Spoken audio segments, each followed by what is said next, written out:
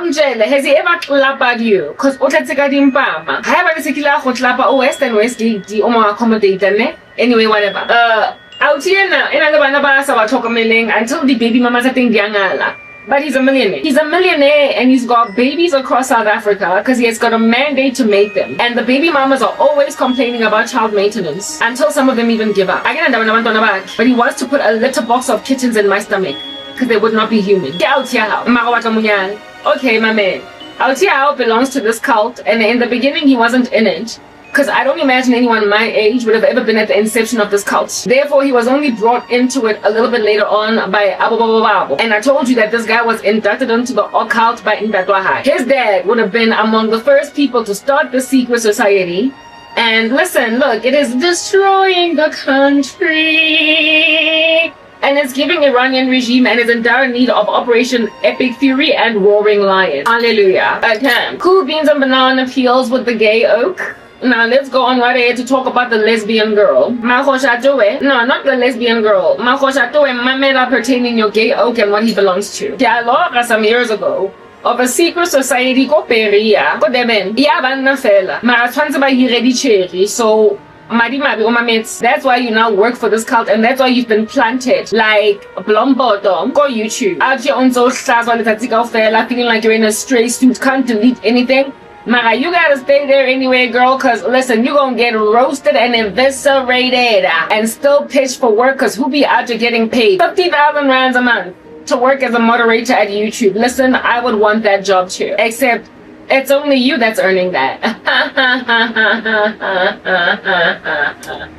Mamela Mardi Marby.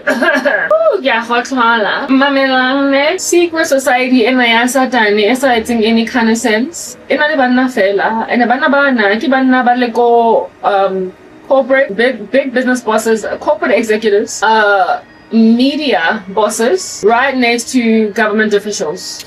And what they did in so concerning at this ugly building in Berea of Devon, because it's just really ugly. What they did, I'm tired, but it's okay. We're gonna carry on talking until we're nice and finished.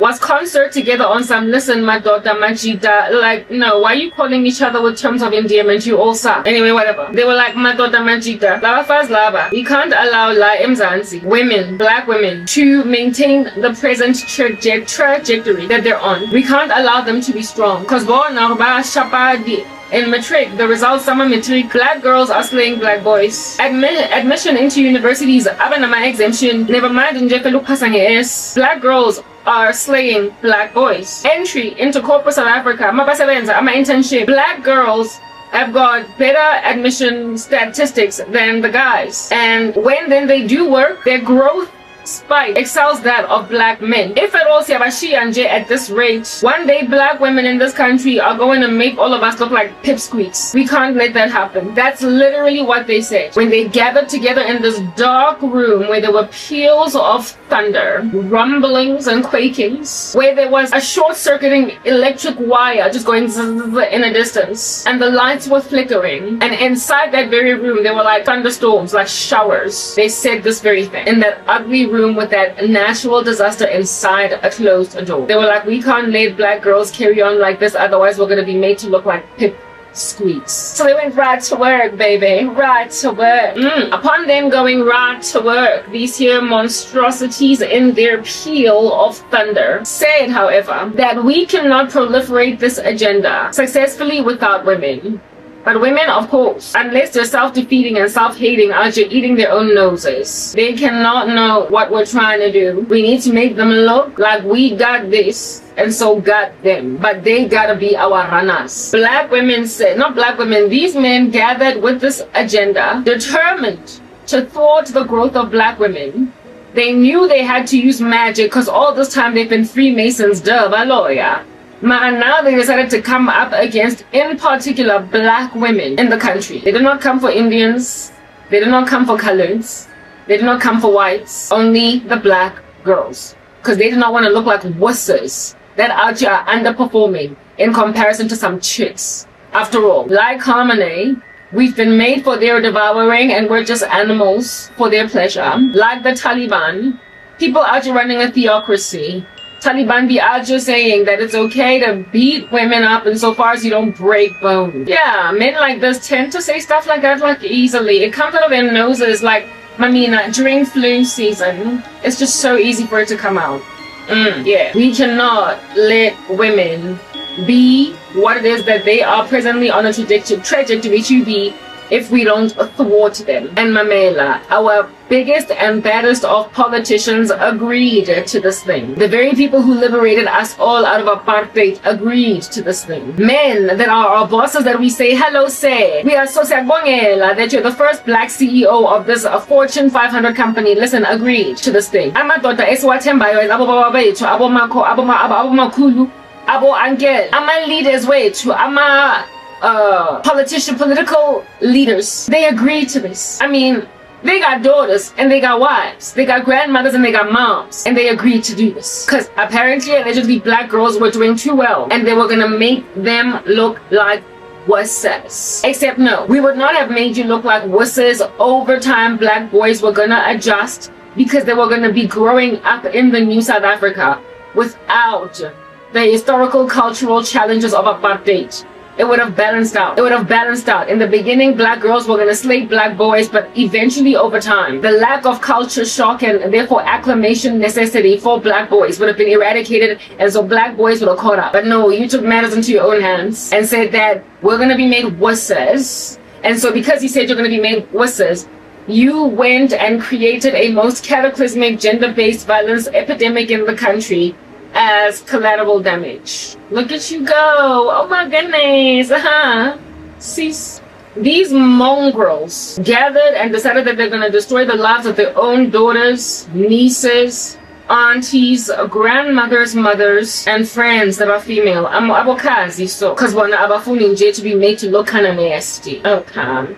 Granted that they did not want to be made to look kind of nasty, then we're like, however, we can't make this work without women, and so we need women to succeed, but we must control the quota of how many of them succeed, and even then in what fields. And we must assist that do well and look like we are proud of their prosperity, come up with initiatives that make us look like we actually care about the growth of the black girl. And we must put women in positions of authority and leadership that will be gatekeepers, making sure that only certain girls grow and others don't. Like a quota, and I spoke about this the other day. In universities, for instance, all the straight A students of South Africa cannot be enrolled in a university because at the end of the day, while the university wants everybody to pass with flying colors, they're a business. And so because they're a business, you can't be out here getting all the students that at first year start will graduate after third year magna cum laude, paying their fees, thank you, congratulations,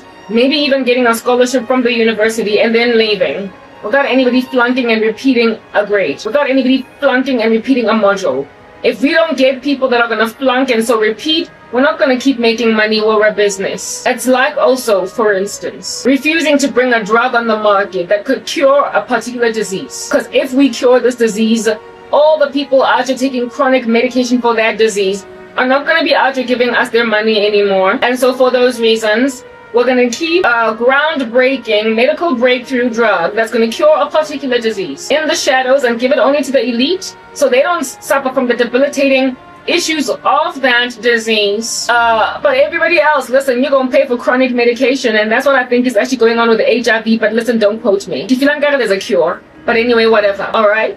Well, in universities also, there's a similar model of that nature. You cannot bring into a university that is even the best one in the country all the straight A students across the country that apply, and everybody else let them go to second grade universities. Even at WITS, they have got to admit students that barely made it, that just barely cracked past it, and they gotta sit in the normal distribution. They gotta be in the majority, because these year are the ones that are gonna fail first year and try again next year. And next year they're gonna pay us for a module 3 times because they're gonna repeat that exam.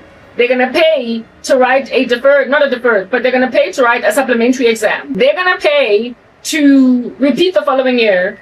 We, however, have to look legitimate as a university, so we are going to exclude students that fail every subject. But we will allow for a sliding scale that will keep some underperformers on our books because their parents are happy to keep on paying us fees. So in order for us to maintain our business and in order for us to basically build the next little library or the next little feature at the university, cute, hot, wonderful. Course. And we need these indecisive baboons that are not exactly your straight A students coming out with 6 distinctions in matric. We need them because they're the ones that are financing us. The straight A students that pass first year to matric, chances are how I cannot go to university. That was the case at Wits. If at all you matriculated with straight A, with A's, any A, they will give you 6,000 rands for that towards your fees. So if you got like 6 A's, your first year was essentially paid for. All of it, all of your subject, and you would only have to pay Marenzanyana. But if you passed with straight A's, chances are you would even get a scholarship altogether, either from the university or a corporate. And you're also, chances are, if you're that straight A student, never gonna fail. So we like you, thank you, you make our university look good, and say, kodwa we need laba, abazofela, repeat, otherwise it's a business. How we gonna make money? How we gonna keep on painting parking lanes at that parking lot over there? How we gonna build a new lecture hall? How? When you keep on passing so well. Yeah, so they need you to fail, some of you. And those that do fail are chilling in the normal distribution as the grand majority of the university. They are average performers that have to keep on paying to write supplementary examinations. And the ones who are on the far extreme of the normal distribution that pass university with a magna cum laude, they don't make much money, but they're that which the university prides itself with. So now that I've explained how university pricing models work, how their admission criteria works, how they decide to bring in some students into the school that look unseemly, like how did you make it to Wits? You barely cracked past an exemption, but you're here. They need them because they know that they're also going to fill up the overflows in first year psych or in first year accounting 1. But by the second semester, they've dropped out. They also need second semester students. I get it. First year, you know how first year, everybody is just populating everywhere. Yeah. And then by the second semester, the class is half, and by the second year, it's a quarter. Yeah, but they already paid registration fee, and they already paid first year fees, or even the first semester's fees, and then dropped out. They need all that money of all those dropouts that are not going to finish the year. And so therefore, they let them all come in. You would also ask yourself, why go under heaven COVID?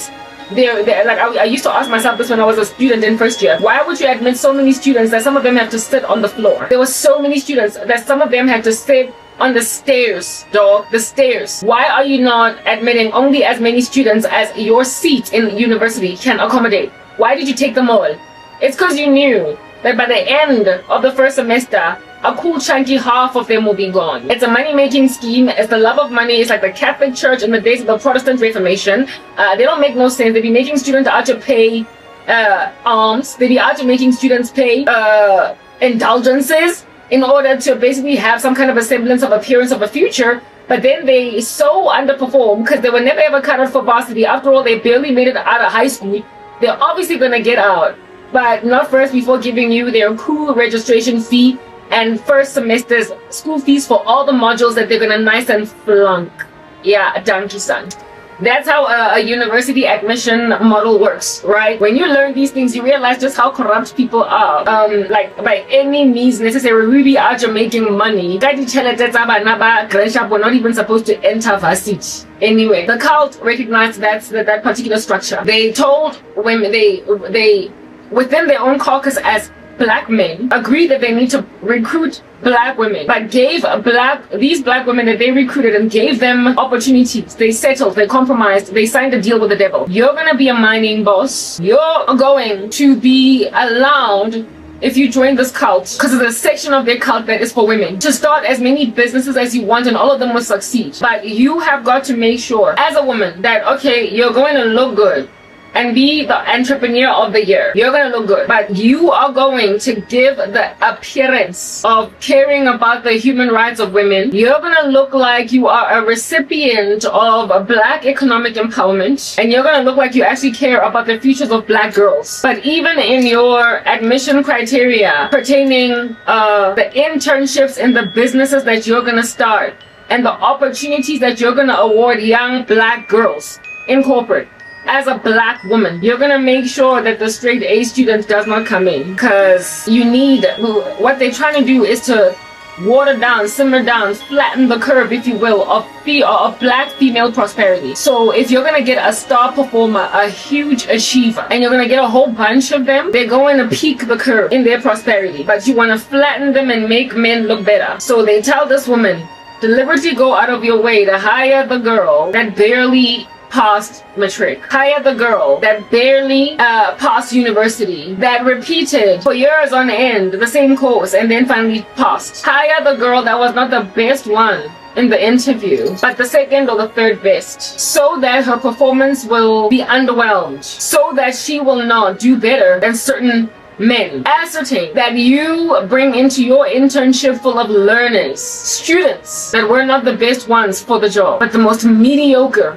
at your maintaining mediocrity in black women. Do that and you will be guaranteed success, prosperity, and wealth for life. You're going to be the one star achiever, the one star performer that we enable to continue to grow. But the girls that you bring in, while you can have the 1 or 2 star students with straight A's in matric who are just slayed in their interview, the grand majority out of the 100 of them, so a cool 80 of them, they have to be flatlined mediocre. So basically keep the geniuses among black girls, the majority of them, struggling to get opportunities to break through, to enter, create barriers to entry to the best women, but allow to slip into the space only 2 or 3 that it might not be evident that we're thwarting the black girl, but it also cannot be clear that they slay all of us. And women, listen, agreed to do this. They are just having an admission criteria into corporate spaces and into business spaces anywhere in the arenas of this country. They be out here creating admission criteria that looks like the VITS admission criteria into their various programs. At MTN, for instance. So you can understand how ridiculous this whole situation is. The way that people want to hold on to power and to keep on making themselves look good. There was this like MTN Star Award that was available for staff members once a year.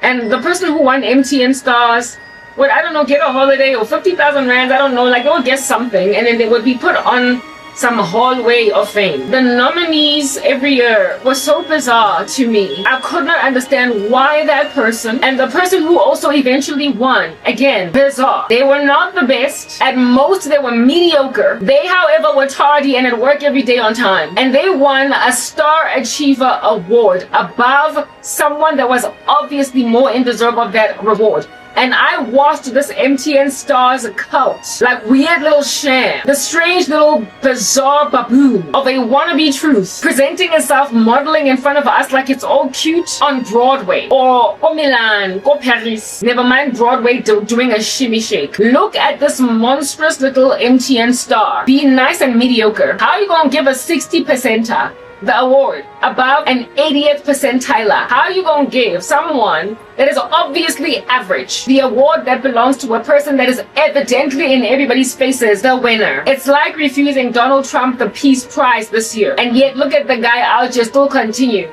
to do conquests that are cataclysmic and epic, like the fury of his operation. Even the lady that won the Peace Prize said that Trump should have gotten it. That kind of stuff is being run by secret societies of the world that refuse to give deserving people rewards.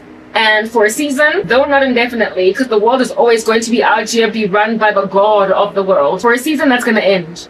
And the right people are going to be accoladed with Pulitzers, for crying out loud. Because what is with giving a Pulitzer to a crazy, narcissistic, leftist reporter that thinks that Palestine is a country? You need to give Pulitzer prizes to people that are writing the right books, speaking about human rights, injustices in countries where they need to be highlighted, like in North Korea.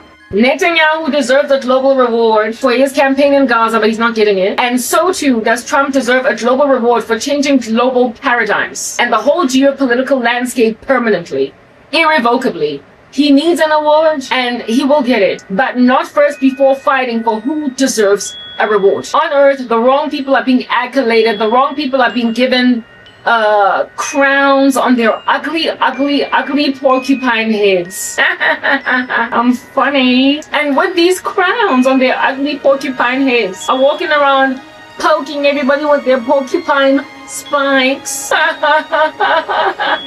And so making everybody ouchie and bleed. They're ugly all the day long, but they're still winning. And it don't make no sense at all. It don't make no kind of sense. These here beef jerks are nonsensical. I have got a bunch of people who copy my content by memorizer as in kuyakremwajo ingathi kuyobhalwa i-exam ye-history. Everything I say in my shorts, beginning to the end, umuntu wakhona bese ayohlala phambi kwicamera ayenze ishort yakhe nsha angikope. But it's not giving karabo because I'm the one here with the je ne sais quoi. Amen. Ke nna wa sparkle fervor.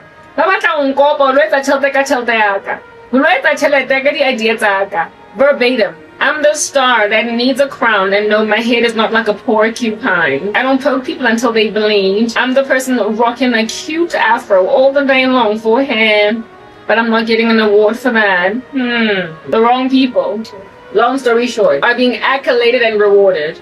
The wrong content creators are getting millions of subscribers and so therefore views. Their algorithms are pushing them.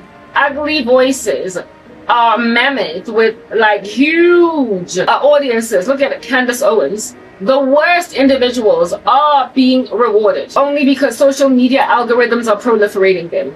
And then of course within the media space and within the literature space, they're even winning Pulitzers and they're winning Nobel Prizes. And it's like, what's going on? There was a better person to do this. There was a better person that ought have won this, but they're not winning. For a season, we're going to be reprieved from all those like crooked scales. Stop copying my work verbatim. Stop cramming me like I'm a history test. You're not gonna pass.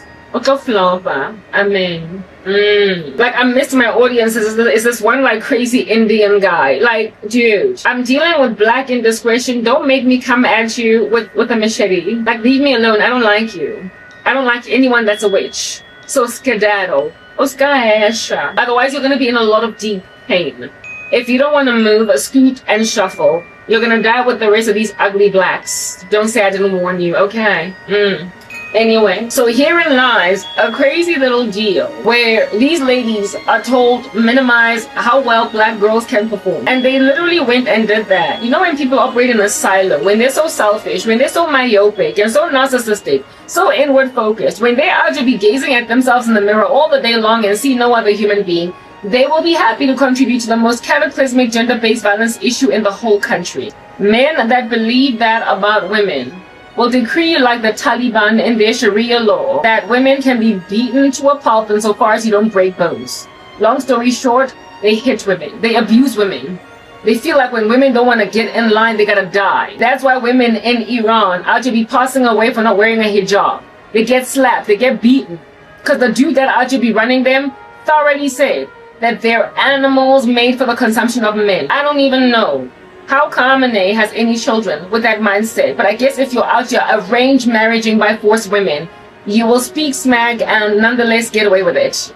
And irrespective, get away with it. You will speak smack and get away with it. There will always be somebody there to be the victim of your misogyny. And that was Khamenei. He was ridiculous, he was snarks, but there were women mourning every funeral of a dead Iranian despot like Raisi. Oh, look at how they all mourned. What do you call this? Even Lebanon, where when crazy people die that oppress a nation, you ask yourself, how are you standing with this regime and why are there so many mourners in the street? We don't understand. Lumundulo now is the bane of your existence, but are they really sad? Either they are mammoth psychopaths that are self-hating, or they're paid actors like the prostitute that is giving Marimabi all the day long. Yeah, and Marimabi and I, a prostitute that is out here made to mourn for a dead guy that had to die, but she's acting like she's sad, and she is standing against the cause of women. That much I am aware for a fact that she hates it. She's standing against the cause of women, standing for men that are destroying the lives of women. Where I zoned lento, but like I said, she's a paid actress since they fished her out of prostitution. She's a paid actress, however, fished out of prostitution, and it is the reason why she is as misandric as she is. To a point in herself, just like her lover boyfriend guy. Lesbianism. Yeah, she used to be straight. Whereas her boyfriend guy, I don't know what's going on with him. She was made a lesbian because she imagined I gotta go kiss some girls and then like them. Because ultimately she discovered what they were doing. Waranganya so much that now she out here be shellering women. Because she feels like women is tandani because Lamato was tandy. Honey, I'm not a lesbian. Go find someone else, and on top of that, you're going to hell for all that lesbianism. Listen, you're going to hell. The kingdom of heaven will not be inherited by such as those that which you are. So I'm on Chongzanganta. Can you even repent? Harisho? Mara opison zo buguta mo harameti. We can say like happy amawatli. Eteng happy amawatli. I guess eteng yako milanjeni. The boyfriend that day, you let him make you a hybrid, and now you can't stand everything that you are and everything that you work for. Enough to think the solution is to kiss women. Basically, your chat that mamela. Even the guy that you're sleeping with doesn't think you're that great and big. Oboto batla odo momo na usna machinery yabana. Otro get answered what day. Kulukile madima bere khobon. Khale onzo le diding. Khale nje fela bo khosha buli easy for wena. So jaka khole all that thing. Obvious. Uzotanga ukuthi mina ngizongabuza nonsense that you are. Ngoba ngifila ngathi la madoda ngiyawazonda ehle naza ngayithinya ene gape as akisoka ke ba makhosher. Angaze mina ngizisheke ngamakwaikwai ko Oxford. Kadi fishnet stockings bekere abuti, how much are you willing to pay? How much? I'm not that girl. We're not the character, the personality ko bullshit and all that thing. So how to show din sangawen. Maragimo marimabe otrailing this here misogynistic cult. Marawa ekta cause I get about muhirile as lady of the night. They're trying to minimize how far women can go, and what they do is out here destroy the futures of women if it is within their prerogative. If we stand up and start to be ethical in our complaints, they can even lose an entire career like I did. Yeah, it's easy for them to throw us away. How does this ultimately get to me at MTN? I'm here for you. Listen, I'm here for you like a shrink. Yeah, this here cult, like I said, it was commenced at KZN by men for this thing. They every so often have women that help them along, and it is also necessary for them to have women to not only look like they're legitimate, but also it is easier for women to be recruited into these cults if at all they see other women belonging to them. So they're made to feel comfortable that Sonja, we are in this together, we're doing this nasty ugly thing, and soon they're gonna boil, and since we're not John, we're not gonna survive the boiling oil and come out looking like a cook sister. Okay. They need other women to help them along in the agenda. Otherwise, ain't no woman go out to agree to join this thing. Like, listen, no. Okay. Marabana bana. They are not only politicians, like I said. So they are influencing national policy. They're also bosses and companies, actively sabotaging female colleagues, female staff members, female subordinates. They are entrepreneurs that are actively getting tenders from the ANC government precisely because they're men. And they're also punting media absolute haughty trash down the throats of South Africans. The television shows. First of all, Mfazi Gwamele, their idea is that we need to subdue black women. They can't be too powerful. And we need to impregnate as many of them as we possibly can. Put them in the kitchen, make them barefoot, pay for all their ways, and control them that way.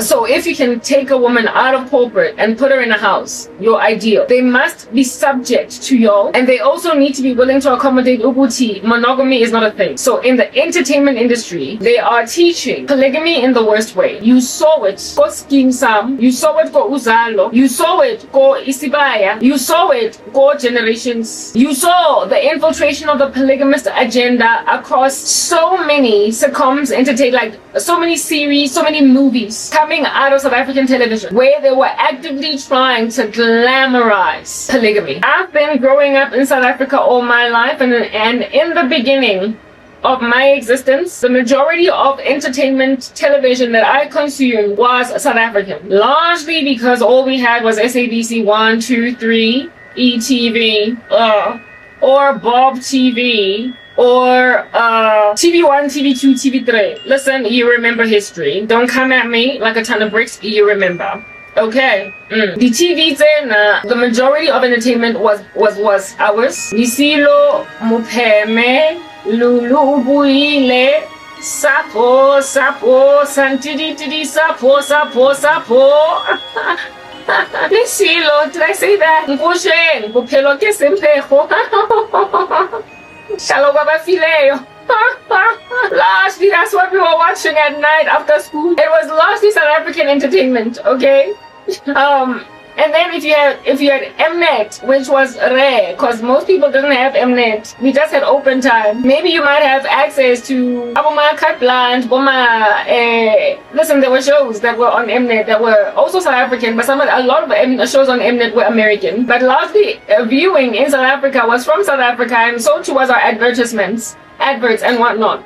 When we were on the Kamapurahola, and then of course DSTV came on board, and with DSTV then we got introduced to a grander bouquet of entertainment. When we were growing up, of course there was lots of entertainment that was from America, like 7th Heaven, Ally McBeal, Dawson's Creek, etc. They did exist, but we also had a healthy diet of South African entertainment. And then of course there was the bold and the beautiful days of our lives that everybody was watching religiously until they just stopped. Like, did that show ever end? Like, what happened to Brooke? I don't know. Okay, yeah. And Stefano Demera. Yeah, these things are to be going down, be up and spinning on the spot very well. Maralati and groups, okay? Very well. And instead of Channel O, it was Bob Mabeng. I forgot. Instead of The Voice or South African Idols, it was Star Search. It was Lucky Star Search, or Lucky Star. Anyway, whatever. Yeah, you get my point. That's what we were dealing with. So yeah, how can I forget show Bob Mabeng and Lim Melanie? But you get my point. That's what we had instead of Channel O. So most of our entertainment was from this country, and I remember in the come up when listen, I've been in Africa all this time. It is claimed that our men have always been polygamistic, tribal, misogynistic. No, because all that entertainment, though it was every so often kind of whack, like there was no misogyny. Not misogyny, but what is this? Polygamy. Yes, there was Unko Sheng that was a player. Actually actively trying to glamorize women that are urbanized. Listen, it's good, it's nice. Mamelani, barely any polygamy. And also, unless of course it was barely any witchcraft. So below in the entertainment industry, right next to this polygamy, it's like we're being trained, we're being educated, and we're being told what to embrace. And you see that they're trying to cause us to embrace it because it is the glamorization. It is the glamorization of these very things. It's the glamorization of polygamy and the glamorization of witchcraft. The glamorization of certain behaviors that in so being presented in a particular way are then made to look like they're acceptable. It's just our culture. Except even fresh out of apartheid, stuff on TV that was trying to teach us to embrace certain things. It was just good old-fashioned family, or maybe horror movies, horror shows like Lisilo, Le Tlalogabafile, Sapo Sandidi Sapo, fine. Mekchusada, of course, it's a horror show. Ma, nonsense bari rutisanyona, mokholoyang hure. Then turn up to be just some innocent and lovable university student. And the shows they were regarded in these shows as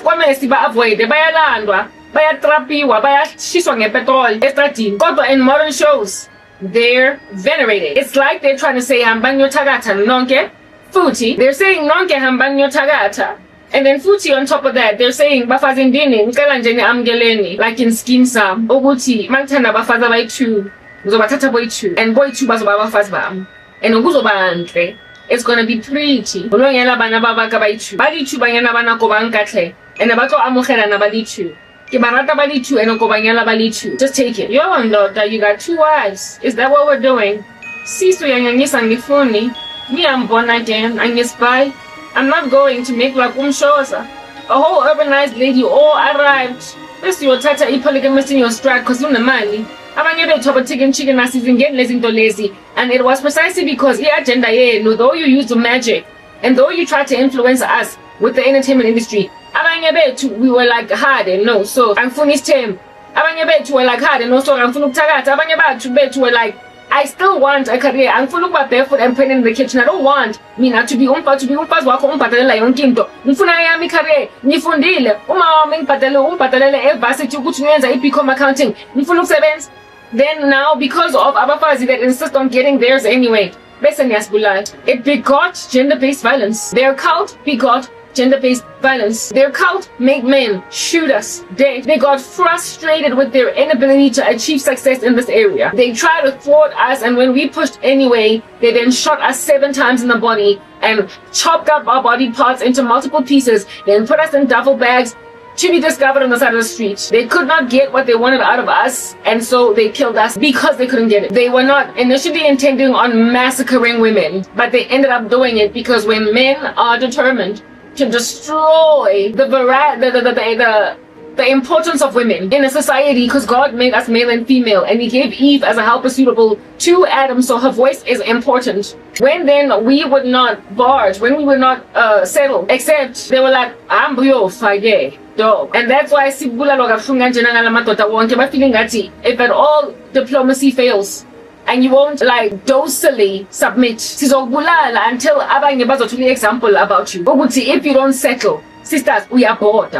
And bakhona abafazi like Madimari basettling, and so now they look at me like, take it karabo. Yo sisters, umahosha khale untsonkeha vele. For you to think ukuthi I'm gonna accommodate amadoda njena i-boyfriend yakho that you were having an affair with, you're naive. Abuti out you operating in the Sebastian phenomenon, where you started alright, and okudiswa ole shapo, ole a dude, ole ngre. Next thing we trap up osiko togoza park. No, Sebastian, I'm not hanging with all that. O snacks, whatever you should coach. I go plumalwen. Mara Sebastian what lights on. Diklare, musadi abathoka fat. Oh, how about Lamunda, my uncle today believes that the only way out of the situation is for me to get married. I'm like, abuti Joe, clearly I also bono wetsa lang South Africa. Akuna mfazi uzochatha ngenamsebenzi lana uzosurvive. Onkiwa alahlala montlung alahlala mo dimatlhogo tuku. O lahlelwa mo mmeleng wa hae, roko ntle fela etlo fitla go di ankles. O lahlelwa mo mmeleng wa hae, di frog, di sholo, di jazz tsa motshwaneleng, frumpy clothes. Angena fashion sense. Athi umfazi kwamela benje na. Cabanga uzothatha all this glory and put me in the house. I'm bare to. Have you seen their eyes were watching God? Eya Halle Berry, le Michael Ealy. Abuti ona udlanja fela aya di role tse weird go moving. Mara before then, Halle Berry first marries this one guy that is too old. They throw her into like an arranged marriage, and she finds him disgusting. She leaves him for another guy that takes her, and then the second guy is the one that is the most banest of her existence, most nastiest monster. That he is much older than. And initially, happy, and they are running their thing. But somewhere along the way, he gets jealous because he sees that she's fly, and he's an older guy. And so he starts becoming abusive. And somewhere along the way in the movie, because Terrence Howard, who plays one of the guys in this particular town, strokes her hair as a morning because Osentanale hot. And because Osasemuse, Terrence Howard or Nangle secret crush, when her husband sees Terrence out just salivating after his wife, and when she's not looking, he's stroking her hair because it's long and down to her tailbone, he then tells her, put a head covering on your hair because I guess I don't want other men looking at you. I'm gonna accuse her of flirting of other men. I'm gonna clap other men liking her. You might start out alright with them, but somewhere along the way they harass you. She then gets older and is now 38, and because she is headed for 40, they say I'm calling her old. This man is already in his 50s, and he's out there calling a 38-year-old bride old, and she's like, I'm not old, I'm only 38. Yeah, but a man that marries you having a misogynistic streak, knowing how badly age afflicts largely women more than men. When you get older, will mock you for getting older even though you're much younger than him, and even though you're still really glorious. Because it's just what he does. But in the beginning, your relationship is cool. In the beginning, you're good. In the beginning, he is whining you, he is dining you, he's taking you everywhere. But the moment you go out there and another dude, as you're just lackadaisically checking out shirts at the Woolies, if some other dude is out just scanning you like that, or and it's not like you're dressed immodestly, this guy I beg it like that, and out of jealousy, this is what I want you to wear. I said the dress, dog, say a particular way after making you look like a woman or one sissy. About how it is that if it wasn't for him, you would not have anything at all that you have. They start out okay and later on they become nice and abusive. And I mean, again, you're fashion. And if at all I'm going to go and rely on a man to take care of me, fishing out of the situation, who will initially wine and dine me, yeah, and also give me AIDS. Later on, Lanzela for turning 48, Lanzela for my hair is graying. And then he is going to, despite my hair graying, insist to put in your bag because I don't want men looking at you. Nothing, that's why I'm avoiding you. But now, hijab already today. Before any of these monsters. Theocracy Africa. And never know about if it's until I could link. Iran, you don't lost, oh Ayatollah freaking Khamenei. You don't lost. Anyway, whatever. That's what under heaven we are to be dealing with right now. This monster is exactly like the husband of Halle Berry in Their Eyes Were Watching God. After that, that's when she goes and marries Michael Ealy, dates a younger guy, and he gets rabies. And he gets rabies and she has to kill him. She has to shoot him dead. She's got so much misfortune with men. And I keep on getting a scene in my head after watching that movie of me being like Halle Berry running over the guy that I'm gonna initially start out with. And God is like, they are exactly like Halle Berry's husband in Their Eyes. They're exactly like Halle Berry's husband in Their Eyes Were Watching God. And that movie is on YouTube, so you can go and watch it. Like proper. The woman can't catch a break, and I'm not until she is spent, until she is squandered. The man she finally falls in love with is a younger guy, and he dies from rabies.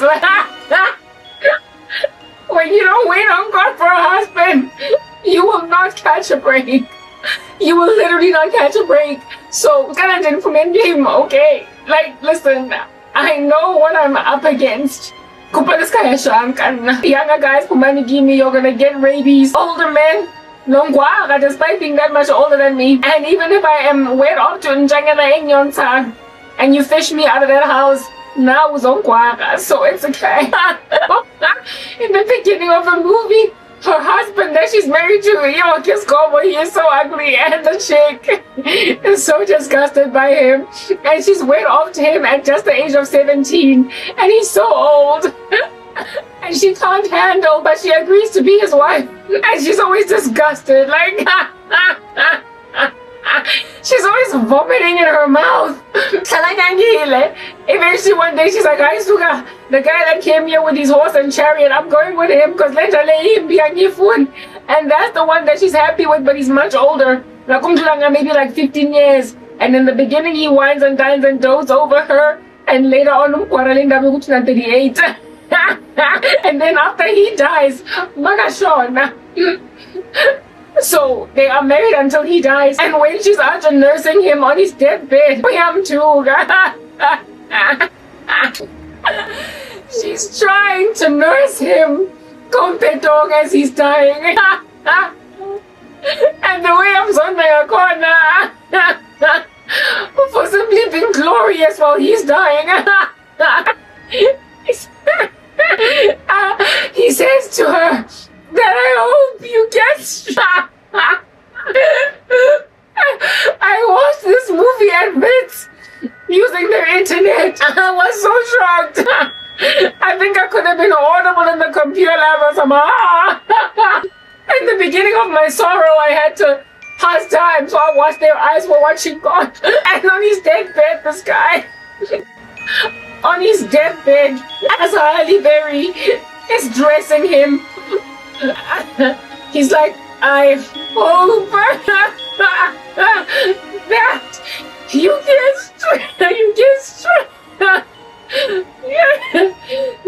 struck by lightning. That guy went to Hades at Telela. That's why he was like, I hope you get struck by lightning and die.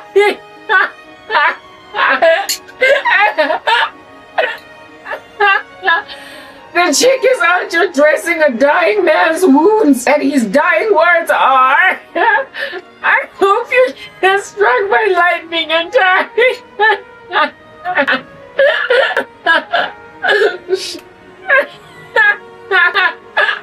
I hope you get struck by lightning and die.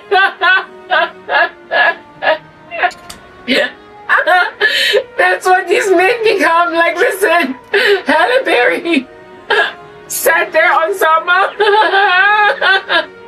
and the guy then went into eternity after saying that. You're not gonna win. Mazokwara bathi ungada ukastrike kwakhe lightning uloshwa umuthusa kompetong atlhokafala. There's some older dude. He's the age of my mom. Almost. He's 62. I this guy. I could just picture him being like, I hope you get struck by lightning and die when he's dying and I'm nursing him on his deathbed. Why?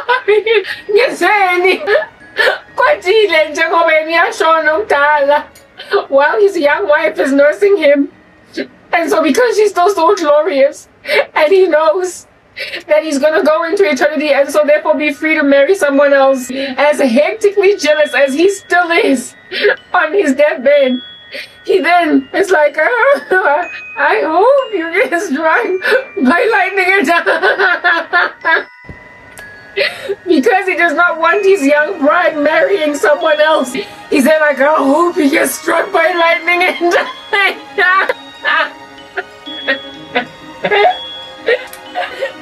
Hi, Sam. I know that's like exactly what would be like being married to Khamenei. He will literally tell you, I hope you get struck by lightning and die if you're a young bride. Like, you can't carry on like this. Women, you've been warned. And you're chatting now, Khamenei, I could the guy and their eyes were watching God. Because all in city la hong nyala. Ke le monyane ko yena ka 20 years. Ha se tsa tlhoka fala jwanong. A ba re yo. O ka shapa ke le khadi. O ka shapa ke le khadi ma lo shwa. Because ya bona ukuthi sekatoyile manje. So everything goes. Hey guys, I'm sorry langkutwa. No linyetsi shem. Nitshadile bokhe. You walk down the aisle langkutwa. Because